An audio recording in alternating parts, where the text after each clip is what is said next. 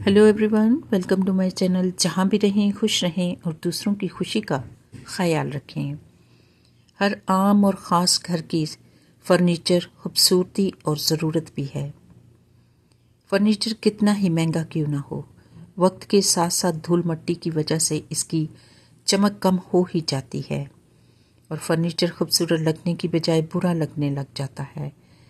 Furniture साफ रखने के अलावा इसकी पॉलिश का ध्यान रखना भी बहुत ज़रूरी होता है। कम से कम 1 से 2 साल के बाद फर्नीचर की पॉलिश कर लेना चाहिए, वरना ख़राब होने के साथ साथ टूट फूट कर बेकार होने लगता है।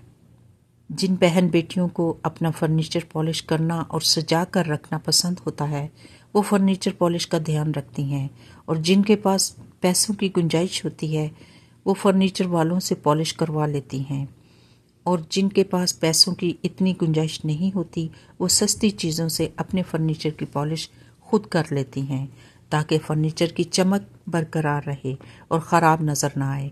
ये मेरी वीडियो ख़ास उन बहन बेटियों के लिए है, अपने ज़ाती एक्सपीरियंस से शेयर कर रही हूँ ताकि उन्हें आसानी हो जो अपने फर्नीचर की पॉलिश ठीक रखने में इंटरेस्ट रखती हैं।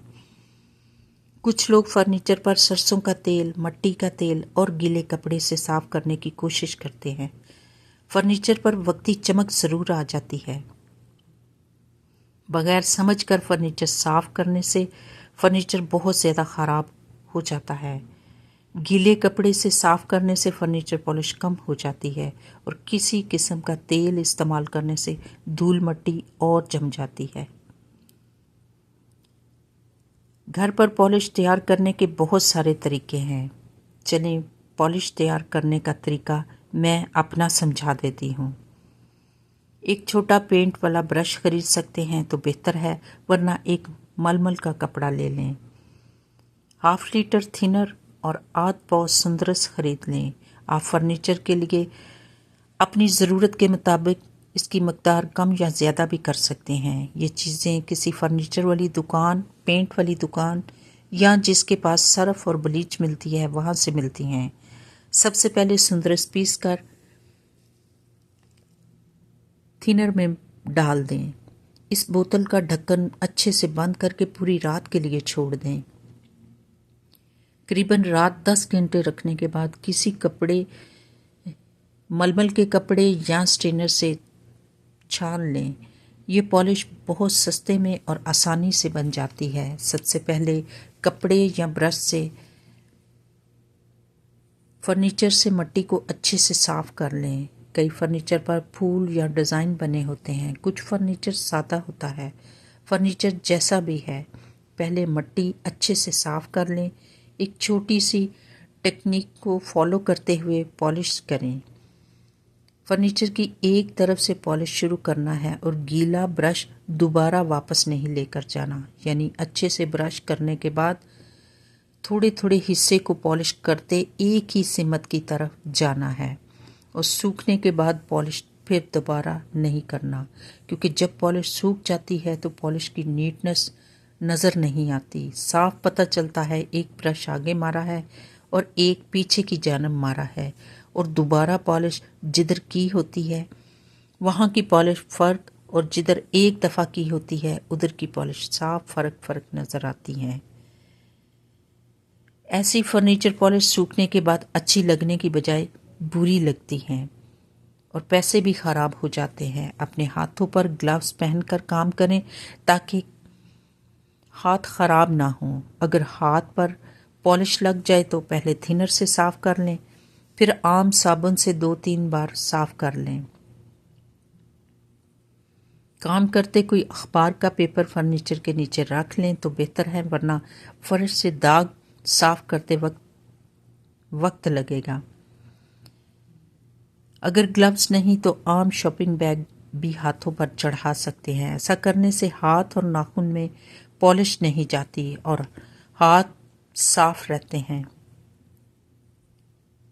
बिल्कुल आराम से, ख्याल से पॉलिश का ध्यान रखते हुए फर्नीचर पॉलिश करते हैं।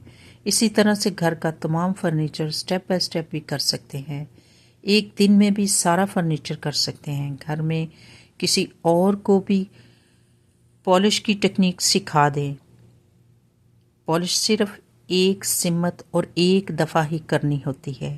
اس طرح آپ کی مدد بھی ہو جائے گی اور گھر کا سارا فرنیچر بھی کم پیسوں میں چمکتا اور نئے فرنیچر جیسا نظر آئے گا۔ اگر آپ کی پالش بچ جاتی ہے،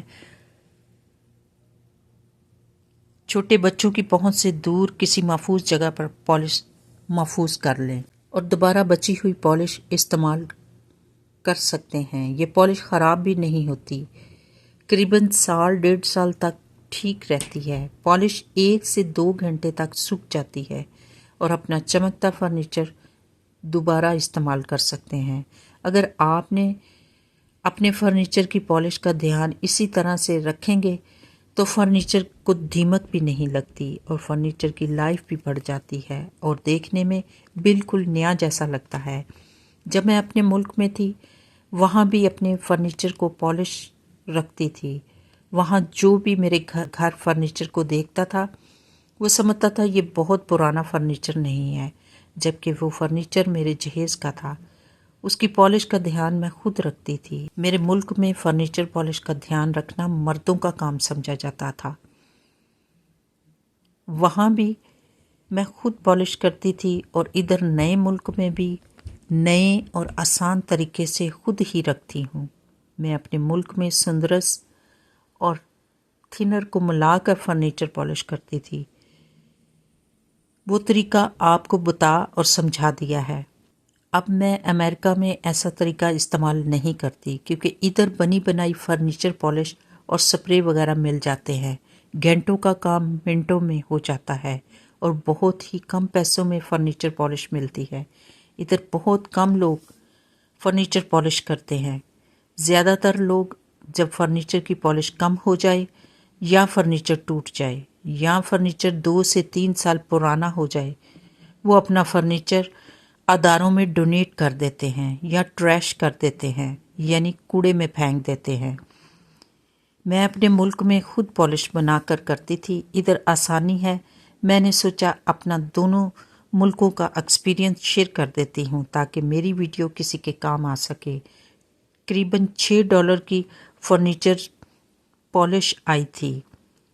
ادھر کے حساب سے بنی بنائی $6 کی سپرے پالش بہت سستی پالش تھی۔ میرے لیے یہ سپرے پالش ٹھیک تھی۔ اگر میری ویڈیو کی چھوٹی سی محنت آپ کو پسند آئی ہے تو لائک اور سبسکرائب اور شیئر ضرور کر دیں تاکہ دوسرے لوگوں کا بھی بھلا ہو جائے۔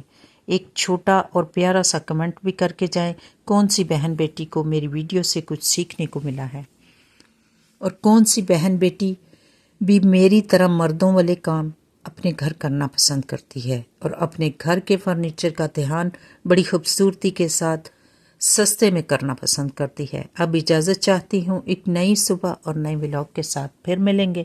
Thank you very much and God bless you all.